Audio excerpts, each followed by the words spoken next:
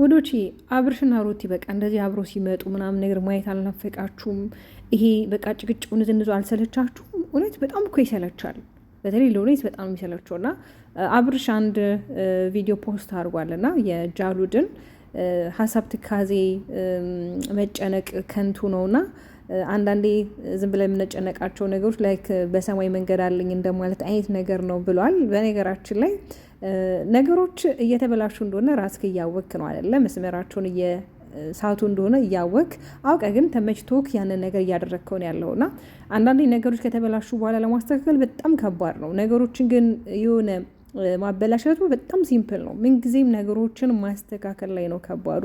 ቤተሰብ ሰላም አላልኳችሁም? እንዴት ናችሁ? በያላችሁበት ሰላም ጤና ፍቅርን አብሽ ይመኝላችኋለሁ። ላይክ ሰብስክራይብ በማድረግ ቤተሰቡ ነው በጣም እንደምወዷችሁ ግን እያወቃችሁ ማለት ነውና እዩት እስኪ ሩት የኔ ቆንጆ አብርሽስ በጣም እኮ ነው የሚያምሩት። በጣም በጣም በጣም ማለት ነውና አብርሃም እንግዲህ ይመስለኛል አሁን ላይ በጣም ፍራቻ ላይ ነው ያለው። በተለይ ትላንትና ስልክ ከተወሰደ በኋላ የኤርሜላ ስልክ አንዳንድ መረጃዎች እንዳይወጡበት ሳይፈራ አይቀርም።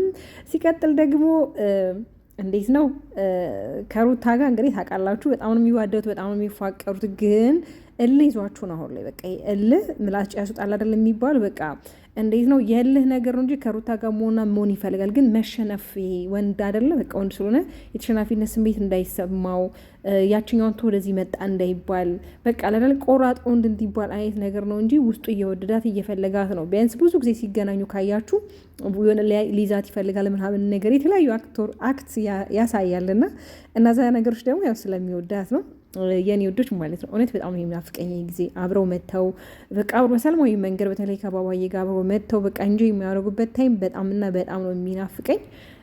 ግን ደግሞ እንደዛ አይነት ታይሞች ካልመጡ ደግሞ ሰላም ፈጥረው በራሳቸው መንገድ በራሳቸው የህይወት መንገድ ላይ እንደሚመጡ ተስፋ አድርጋለሁ። በጣም የምወዳችሁ የኔ ወዶች ላይክ